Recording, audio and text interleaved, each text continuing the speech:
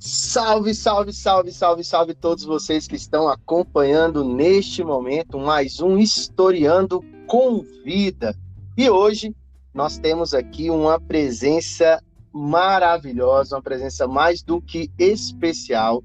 Tiago Pimenta, graduado em análise de sistema. Vou gastar aqui o meu inglês com especialização em Business Intelligence e Data Analytics. Atualmente ele é engenheiro de dados em um grupo farmacêutico em Portugal.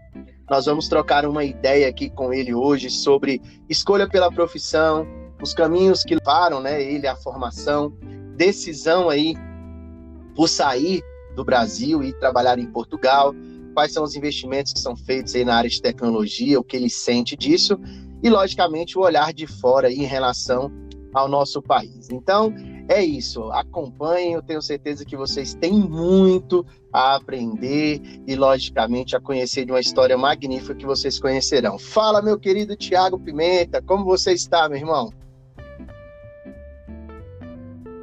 Fala, meu amigo, tudo certo? Antes de qualquer coisa, é um prazer estar falando com você aqui, participando desses projetos que tu está sempre inovando aí, está sempre buscando levar informação para as pessoas. Então, me sinto muito honrado com esse convite em contar um pouco da nossa história, né? Afinal, são quase 30 anos de amizade. Ah, que bom. Bacana. Olha, como você falou, né? São 30 anos aí de amizade, de irmandade mesmo, e para mim é sempre bom receber quem a gente conhece, mas que a gente sabe também que não é só pelo que a pessoa tem de relação afetiva, né? Mas pelo que ela construiu, pela história maravilhosa que ela tem traçado e que eu acho que a gente precisa inspirar cada vez mais pessoas. Tiago, eu queria primeiramente perguntar assim, como que se deu essa escolha aí pela profissão? O que te impulsionou a isso? Quais foram aí as influências que você teve para escolher este caminho? Então, eu não nasci sabendo que trabalharia com tecnologia, ia mexer com tecnologia, mesmo sendo desde sempre um cara muito curioso, muito ligado a videogame, essas coisas, mas informática, TI não era o caminho natural que eu pensava em tomar. Tu que acompanhou um pouco aí da minha história, durante um tempo, nossa caminhada na igreja, eu decidi ir para o seminário. Então, ali era estudar para realmente ser padre, para fazer filosofia, teologia, essas coisas mais humanas. E só que o que acontece? Antes mesmo de ir para o seminário, um outro amigo nosso, o Cleides Mar, me convidou para fazer um curso de montagem de microcomputador. Era muito comum na época você aprender a abrir computador, trocar peças, e eu fiz esse curso por acaso. Depois de um tempo, eu fui trabalhar na CIA. Trabalhava lá como era um trabalho temporário para levantar uma grana antes de ir para o seminário. E lá eu tive a oportunidade de surgir uma vaga na área de TI da CIA para fazer esse suporte lá físico dos caixas, trocar mouse, trocar o leitor de código de barras. E por causa desse curso de montagem e configuração de micro que eu tinha feito de forma despretensiosa na época, acabou que me indicaram para essa vaga. Então, eu nem tinha o conhecimento necessário, mas eu acho que uma coisa que já posso dizer aqui que é válida independente se você tem todas as habilidades ou não, se surgir uma oportunidade, abraça ela. Busca o conhecimento depois, vai em busca de conhecimento, vai se aprofundar, mas assim, oportunidade que passa na tua frente, tu tem que agarrar mesmo. Eu tenho uma amiga que diz que as oportunidades são carecas, né? Se passar, já era. Escorregou, já foi. Que bacana você falar disso, porque inclusive aqui uma coisa que eu ia te perguntar. Você teve essa oportunidade, apareceu para você, e logicamente a gente precisa se formar. Nós somos eternos aprendizes, né? Eu acho que essa nova realidade que a gente vive, a gente vai ter que aprender, se reinventar constantemente, porque o mundo está passando por esse processo constantemente também. E aí, depois que você teve essa oportunidade, é que de fato você foi escolher os caminhos de formação que atendessem àquela demanda. Sim, porque assim, o que acontece? As coisas vão acontecendo. Você, durante as suas experiências, por mais simples que ela seja, por mais básica do que ela seja, independente do conhecimento que você adquire nessa experiência, você conhece pessoas. Então, o network é fundamental em qualquer área da vida. Então, na C&A eu conheci uma menina que o irmão dela trabalhava numa empresa de TI. Ou seja, já era sair do menino do suporte da C&A para uma empresa realmente de TI.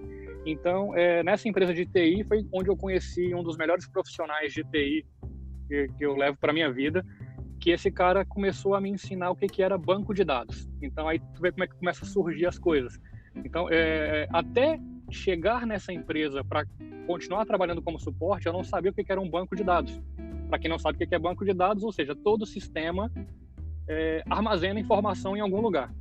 E esse lugar é o banco de dados. Então, por exemplo, tudo o que a gente faz na internet, no Facebook, no YouTube, isso gera dados em volumes absurdos e esses dados são armazenados em algum lugar. Então, tem uma pessoa, um profissional, uma área específica para cuidar desses dados. Então, você tem que garantir que o dado vai ser armazenado da forma correta e depois esse dado tem que gerar informação, que é o principal. São relatórios, são estatísticas, são análises preditivas, e aí é um mundo de possibilidades. Então, nessa segunda oportunidade foi que eu conheci o que era banco de dados e, cara, assim, das áreas de TI que existem, e não são poucas, foi a que eu me apaixonei, foi amor à primeira vista. E aí, depois, com esse conhecimento em banco de dados, foi que eu fui procurar formações específicas em banco de dados.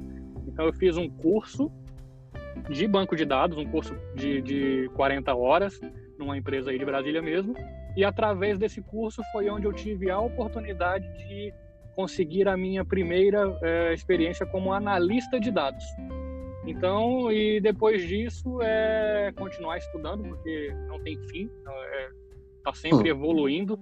Então, de analista de dados para administrador de dados, depois para gerente de banco de dados, depois surgiu essa especialização em Business Intelligence, que é uma área mais voltada para a análise de dados. Então, você vai crescendo na área conforme também você vai conhecendo pessoas, e essas pessoas vão fazendo com que o seu conhecimento cresça, com que você potencialize a sua carreira. Então, uma outra informação também aí sobre faculdade. Faculdade foi um negócio muito tenso para fazer. E para quem é de Brasília, é uma necessidade. Para quem quer trabalhar com TI em Brasília, a faculdade é fundamental.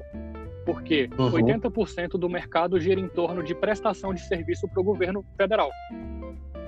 Então, você tem ali a esplanada dos ministérios, que é onde estão 80% dos postos de trabalho em TI em Brasília. E esses órgãos públicos, eles exigem em edital que o profissional que vai trabalhar lá tenha, no mínimo, ensino superior. Então, é um item que é eliminatório. Quem não tem nível superior dificilmente vai conseguir prestar serviço para um órgão público. Agora, com a pandemia, que as coisas estão evoluindo, o home office cresceu muito no Brasil. É uma realidade o home office hoje no Brasil. Então, ou seja, empresas de outros estados que já não necessitam do nível superior para comprovar nada, porque isso é uma exigência do governo, de entidades públicas, mas, por exemplo, uma empresa que nem o iFood, que hoje é uma empresa enorme lá e tem muitas vagas em TI em São Paulo. O iFood não se importa se você tenha nível superior. Ele quer que você tenha experiência e capacidade de aprimorar essas experiências ao longo do tempo. Então, eles apostam muito mais no conhecimento técnico do que numa faculdade. Mas para Brasília é fundamental. E aí, por que a faculdade em Brasília foi tenso? Aquela coisa, eu não teria começado, eu acho, se não fosse por incentivo desse amigo lá da empresa que eu estava, que era a Macplan. Então, eu recebia um salário na época de R$ 1.200 e a mensalidade era R$ 700. Então, assim, era mais da metade do meu salário ia para a faculdade. Então, chegou um tempo em que a gente começa a fazer dívidas, começa a se enrolar, chegou um tempo que eu tive que negociar semestres para conseguir continuar a faculdade. Então, eu estava fazendo um semestre pagando o anterior. Jesus, Então, eu imagino.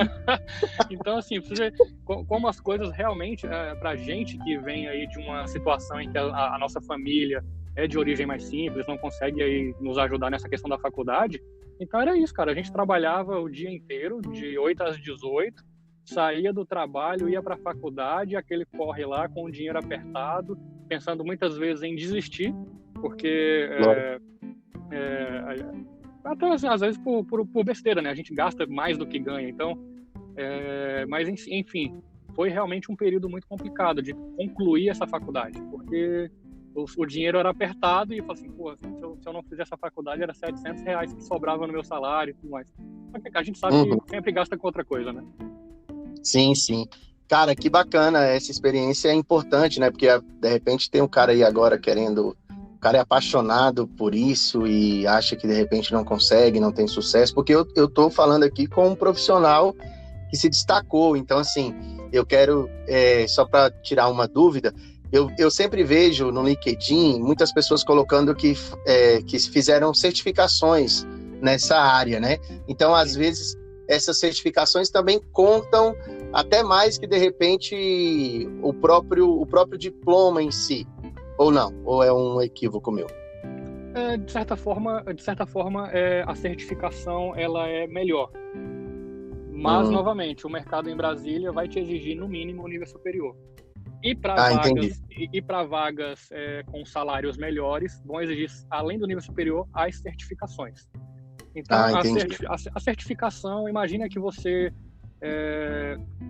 tem uma oficina que conserta carro da Mercedes.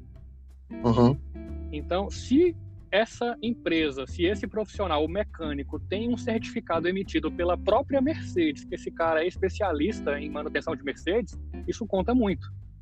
Sim. Então, isso acontece na área de TI. Então, existem diversas tecnologias, por exemplo, de Microsoft, Oracle, Java, de diversas áreas, e que existem provas de certificação que são desenvolvidas por essas empresas, que são as donas das ferramentas, e que se você consegue atingir esse objetivo de ser um profissional certificado naquela ferramenta dessa empresa, isso conta muito, porque realmente comprova muito mais do que o ensino superior, né?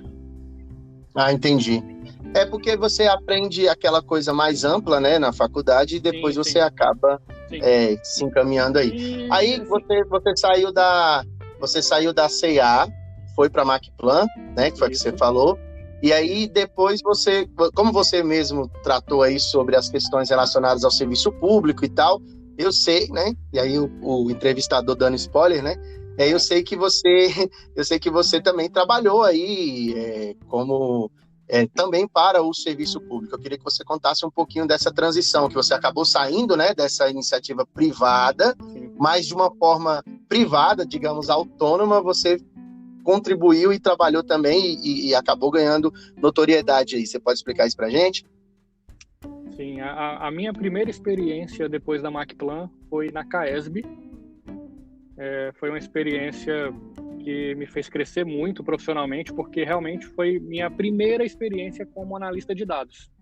Então, eu não tinha todo o conhecimento necessário para a vaga, mas, novamente, se você tem ali 20%, 30% de capacidade para assumir aquilo, corre atrás do restante, se esforça e produz mais do que todo mundo, estuda mais do que todo mundo, que em pouco tempo tu já está ali apto a desenvolver as funções do dia a dia. Então, depois da CAESB, depois da CAESB foi que eu tive a oportunidade de atuar em projetos do órgão federal. Então, depois da CAESB, eu passei pelo Ministério das Comunicações. Depois do Ministério das Comunicações foi onde eu comecei a assumir cargos mais de coordenação, de gerência. E aí já foi logo no Itamaraty. Então, eu fui durante 3 anos gerente de banco de dados lá no Itamaraty, no Ministério das Relações Exteriores. Um detalhe é que esses contratos das empresas, eles possuem um tempo determinado, porque a empresa ela não pode ficar de eterno lá no órgão lá. Depois de 5 anos, o órgão é obrigado a fazer uma nova licitação e dali pode ser que uma outra empresa entre no local para fazer a prestação de serviço. Então, 3 anos depois, lá no Itamaraty, estava tudo bem, mas o contrato estava no fim. E aí a empresa que eu trabalhava ganhou um contrato na ANEEL, que é a Agência Reguladora de Energia Elétrica. Então, eu decidi ir para a ANEEL. Então, depois do Itamaraty, eu fui na ANEEL. Fiquei na ANEEL por volta de 3 anos também, até receber uma proposta aqui de Portugal e decidi aceitar esse novo desafio, essa experiência de sair do Brasil e ter uma nova experiência, né? Uma nova visão de vida. Que bacana. E agora era justamente aqui no meu script, era o nosso próximo assunto, né? A se trabalhar aqui, porque assim, muitas vezes as pessoas não entendem, né? Por que nós temos tantos talentos saindo do Brasil, pessoas tão capacitadas que, infelizmente, principalmente por conta dessa área aí, principalmente na área da tecnologia, nós temos visto muito isso, né? As pessoas optando por não ficarem aqui. E aí eu queria te fazer 2 perguntas em uma, né? Eu queria que você me explicasse e contasse para todo mundo o que te levou, de fato, a aceitar esse desafio, assim, não, tá, é porque eu vou ganhar em euro, ou é porque, de fato, eu quero uma qualidade maior de vida, os investimentos na área de tecnologia são maiores aí do que aqui, então eu queria que você explicasse para a gente isso. Qual foi essa decisão, o porquê dessa decisão, né? Foi tomada em conjunto também, né? Porque a gente sabe que quando nós somos casados, nós temos, né, a pessoa do lado aí também justamente para poder fazer toda essa dinâmica de decisão. E como que você vê hoje essa ideia do investimento na área de tecnologia, tanto aqui quanto aí? Então vamos lá. Uma curiosidade em relação à minha vinda para Portugal. O tempo total entre a proposta e a minha chegada em Portugal foi de 3 meses. Então foi uma decisão tomada até de forma muito rápida. Por quê? Não é uma decisão fácil, porque qualquer tipo de mudança já é problemático. Imagina mudar de país. Então, quanto mais a gente fosse pensar na decisão de mudar, mais difícil seria aceitar essa mudança. Então, a gente decidiu fazer isso meio que de bate-pronto mesmo. Vamos assumir esse risco e tá tudo bem. Em relação ao que motivou vir para Portugal, eu digo que o dinheiro não foi o número 1. Porque em Brasília, a área de TI, ela, de certa forma, está entre as que pagam melhor no Brasil. Então, São Paulo, Brasília dividem ali o topo de salários na área de TI. Então, eu não ganhava mal. A minha esposa também é da área de TI. Ela era enfermeira, eu consegui convencê-la a deixar a área de enfermagem e fazer um curso de TI, porque, assim, para quem está ouvindo a gente, TI não é um bicho de 7 cabeças. TI, ela não é para nerd, não é para gênio, nada disso. A TI, ela tem tanta oportunidade, mas tanta oportunidade que você não precisa ser um expert em programação, um expert em análise de dados para conseguir emprego. Por exemplo, tem pessoas na área de TI que ganham a vida e a ferramenta de trabalho dela é o Word. Porque os sistemas precisam ser documentados. E aonde que documenta? Documenta no Word.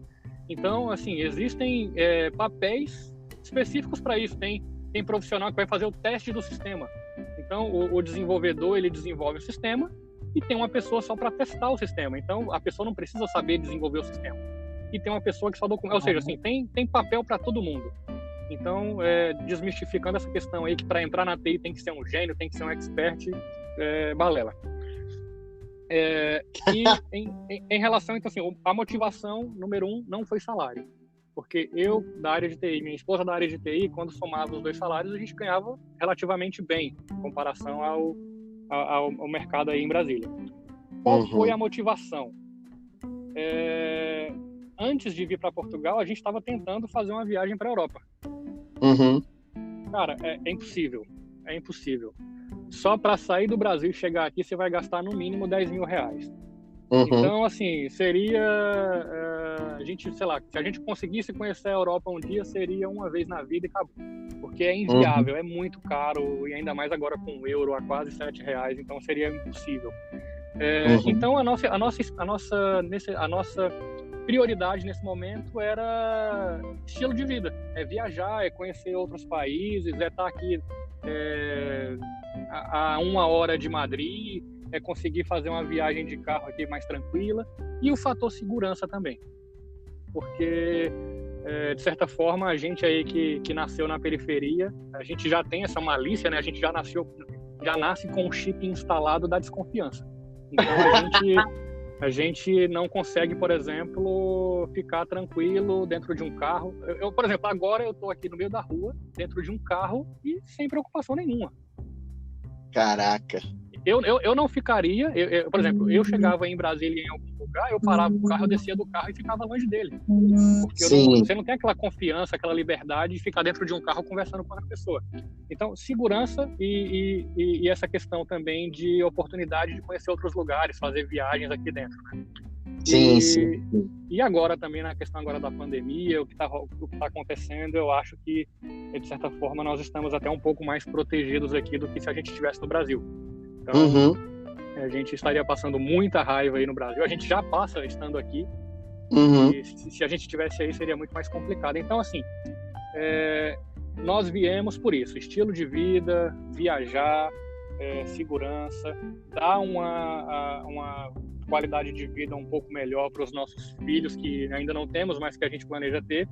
Então, é aquela questão, cara, a gente precisa sair da bolha. Porque a gente que vem aí de uma cidade tipo Santa Maria, a gente não se permite sonhar quando é criança. Sim. A nossa vida é para sobreviver, é para conseguir um trabalho, para colocar o pão na mesa. E a gente, por exemplo, a gente não consegue sonhar em fazer um curso de inglês, em ter uma faculdade boa. A gente quer sobreviver. Então, cabe a nós, geração por geração, furar essa bolha e proporcionar para as próximas gerações da nossa linhagem uma qualidade de vida melhor. Por exemplo, a decisão de vir aqui para Portugal, a gente pensou muito nos nossos pais. A gente vai deixar os nossos pais, vamos ficar longe, é ruim, não sei o que lá. Só que a gente também lembrou de uma situação. Os nossos pais fizeram a mesma coisa. Os nossos pais são do Nordeste. Eles saíram do Nordeste, abandonaram a família deles lá, vieram para Brasília para buscar uma qualidade de vida melhor. Nós estamos fazendo o mesmo, nós estamos querendo expandir ainda mais essa qualidade de vida, sair dessa bolha, né? Porque o pobre só sobrevive na vida, só vai ter sucesso se ele sair da bolha. Então é isso, cara, e o ensino liberta. Então, assim, se eu tô aqui hoje, foi graças à faculdade que eu fiz com muito aperto aí, com muito sofrimento, foi graças aos cursos que eu fiz para me especializar, foi graças às experiências que eu tive a oportunidade de ter ao longo da vida. Então, eu não cheguei aqui à toa. Então, eu fui... essa é a questão. E profissionalmente, aí vem outro ponto. Nós só passamos a dar valor para o Brasil quando a gente enxerga ele pelo lado de fora.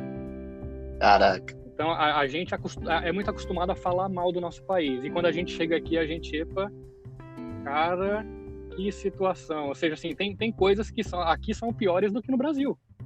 E em relação a profissionais, o Brasil hoje é reconhecidíssimo em relação a nível de profissionais de TI. Os países aqui da Europa contratam muitos brasileiros. Por quê? Porque o brasileiro é desenrolado, o brasileiro é fácil de trabalhar, o brasileiro ele vai atrás, ele corre, não tem tempo ruim, ele dá uma solução. Então, assim, os profissionais brasileiros aqui na Europa são muito, muito requisitados, são muito bem reconhecidos, e aquilo. Então, assim, a Europa tem o apelido de velho continente, não é à toa.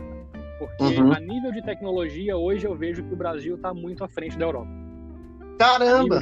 A nível de tecnologia, a nível de projetos e a nível de profissionais. E aí uma coisa que me surpreendeu aqui em Portugal é que o Portugal conhece muito do Brasil. Aí do Brasil, se eu perguntar, por exemplo, para qualquer pessoa, quais pessoas você conhece aqui de Portugal, vai falar no máximo jogadores de futebol. Certamente. Ou algum teórico aí de alguém que estuda, um escritor, um poeta, alguma coisa do tipo. Sim. Fora isso, cara, assim, a nível de cultura, de música, de arte, de não sei o que lá, o Brasil não conhece nada de Portugal. E aqui é o contrário, Portugal conhece muito do Brasil. O meu primeiro choque foi chegar no aeroporto e na TV tá passando uma novela brasileira. Isso é forte. Entrar num Uber e tá tocando música brasileira. Então, assim, o português consome muita coisa do Brasil. Caramba. Consome música, consome mídia, consome YouTube. As crianças aqui são apaixonadas pelo Lucas Neto. Oh, meu Deus. Lucas Neto é o deus das crianças aqui. Então, assim, para tu ver o nível de tanto que o Brasil é importante a nível de produção de conteúdo. Entendi. Então, aqui, assim, é igual o pessoal fala, né? Aqui, se você quer aprender a trocar um chuveiro, vai no YouTube que tem um brasileiro mostrando como é que troca. Tem mesmo. Cara, eu vejo muito isso. Thiago, você tratou de uma coisa importantíssima, assim, né? Porque era justamente o que eu ia te perguntar de fim, né, do nosso podcast, era justamente sobre esse olhar que você, Thiago, tem em relação ao Brasil daí de fora, né? Vivenciando aí, você está em Portugal, você já conheceu outros países, né? E aí, assim, eu queria que você desse uma explanada aí desses outros países que você já conheceu, qual foi a sensação aí, né? De repente estava lá jogando videogame e agora estava no estádio que você assistia lá os jogos, né? Pela televisão, ou você jogava no PlayStation ali. Diga-se de passagem, pessoal, esse cara joga muito, tá? Desafio ele no FIFA aí que vocês vão passar mal, muito mal. Jogava. Já não jogo mais com tanta frequência, mas, cara, assim, hoje o que nós, além, é claro, da família e dos amigos, o que nós sentimos falta do Brasil é a comida. A comida brasileira é muito diversa, é muito variada e muito mais saborosa, então, assim, nós sentimos falta da comida, sentimos falta do clima quando aqui tá no inverno. Nossa. É muito frio. Mas sim, cara, acho que assim, existe ainda uma parte aqui da Europa, essa parte mais velha, que ainda tem uma certa resistência com imigrantes. Uhum. Então, só que eles também eles dosam um pouco pelo nível de formação. Infelizmente, isso conta muito aqui. Entendi. Então, na hora de alugar um apartamento, por exemplo, aqui, tem muitos proprietários que quando você fala um alô, ele já vê que é brasileiro e desliga. Caramba! Então, ainda acontece muito disso. Só que, por exemplo, quando tu manda um e-mail pro proprietário do apartamento se identificando como um engenheiro informático, que eles chamam aqui, o tratamento já é outro. Uhum. Então, assim, mas também vem muito do legado de uma geração que veio aqui para Portugal de uns 20 anos atrás, que acabou deixando a nossa imagem um pouco suja também. Tocou o terror aí, queimou a imagem. Tocou o terror aqui, alugar, porque assim, aqui tem muito apartamento que aluga mobiliado. Eu alugava apartamento mobiliado e saía com tudo. Então, mesmo? Então, mas sim, cara, assim, eu vejo que o que me surpreendeu aqui em Portugal mais foi isso. O fato de eles conhecerem muita coisa no Brasil. Cantores, artistas, comediantes, conhecem muito. Eles consomem muita cultura brasileira. Até porque Portugal não tem essa cultura pop ainda muito bem difundida, né? Então, tudo que eles consomem é de fora. Não tem uma banda pop aqui muito famosa, essas coisas. Então, e é isso. E, cara, essa questão dos estádios, sim. Quando eu me imaginava aí em Santa Maria, conhecer outros países, eu não queria conhecer Coliseu, eu não queria conhecer Torre Eiffel, eu queria conhecer os estádios. Então, meu sonho foi sempre estar ali dentro de um estádio. Infelizmente, com a pandemia, não é possível ir nos estádios agora. Mas eu ainda consegui realizar um sonho de infância, aqui em Portugal mesmo, em assistir um jogo da Champions League, era Benfica e Lyon. Massa. Então, cara, escutar aquele hino ali pessoalmente emocionou. Então, são essas realizações, esses sonhos que faz valer a pena estar aqui, longe da família, longe dos amigos, essa dedicação, né? Caramba, que legal. Olha, querida, eu por mim, esse podcast ia ter 3 horas, mas, né, a gente pode falar depois em outros momentos, né, você vai ter muito mais realizações a serem contadas, e aí a gente conversa novamente para te ouvir aqui. Thiago, eu quero agradecer demais, cara, a sua participação, quero mais uma vez te parabenizar por você ser quem você é, um cara que eu conheci aí desde moleque, e sempre foi muito obstinado naquilo que ia fazer, sempre foi muito inteligente. Isso, você falou que a informática não é pro nerd, não é necessariamente para o nerd, né? Mas você é um cara assim fora da curva aí em relação à inteligência, sempre foi muito muito dinâmico, sempre foi muito esperto, né? Sempre foi muito curioso, e eu acho que isso colaborou demais para você ter esse sucesso.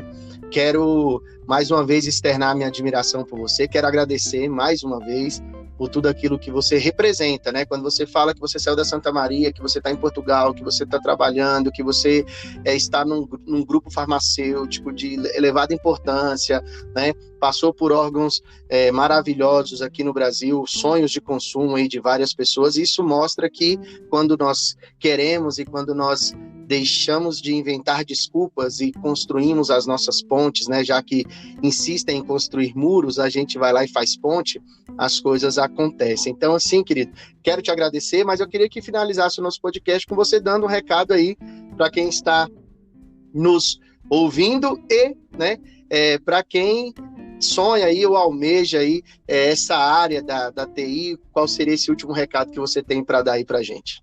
Bom, cara, eu que agradeço o convite. Realmente é muito difícil falar sobre isso. A gente focou em carreira, em estudo, porque se a gente fosse falar da nossa vida, das nossas histórias, realmente ia muito mais que meia hora aqui. Uhum. Em relação à área de tecnologia, os dados são o novo petróleo. Então, se tem alguma área que eu indicaria para quem quer começar, quem quer ingressar na área, é trabalhar com análise de dados, porque hoje é o ativo mais importante e mais lucrativo de qualquer empresa no mundo. São os dados. E é isso, cara. O estudo liberta, é o estudo que faz a gente ter capacidade de conhecer outros lugares, de ter experiências profissionais bacanas. Não tenho mais o que dizer em relação a isso, porque eu sou muito feliz hoje com o que eu tenho, com onde eu consegui chegar, e isso tudo graças à minha profissão e ao que eu estudei para ser hoje. Bacana. Que legal, cara. Então é isso, pessoal. Vocês tiveram aí a oportunidade maravilhosa de ouvir esse cara. Eu fico muito, muito feliz em poder compartilhar com vocês um pouco de conhecimento das pessoas. Se você não me segue ainda no meu Instagram, vai lá, Professor Admilson Costa, no meu Instagram, será um prazer tê-los lá. Você que também, de repente, está ouvindo esse podcast aqui pelo YouTube, não deixe de se inscrever no canal. Thiago, você tem aí alguma rede social que as pessoas podem acompanhar essa sua viagem aí para Portugal? Então, nós criamos uma conta, minha esposa e eu, no Instagram. Está um pouco abandonada, mas a gente pretende voltar a alimentar lá com curiosidades sobre lugares que a gente já visitou aqui e ainda pretende visitar, que é o @insert_into_Portugal. Massa. Que bom. Então seguem lá, pessoal, @insert_into_Portugal. É isso? Isso mesmo. Beleza. Thiago, muito obrigado, meu querido. Fique com Deus, sucesso aí, um abraço para Ana Paula e sejam muito felizes. Galera, vocês aí que ouviram a gente, muito obrigado pela presença, tamo junto, até uma próxima oportunidade. Valeu, galera!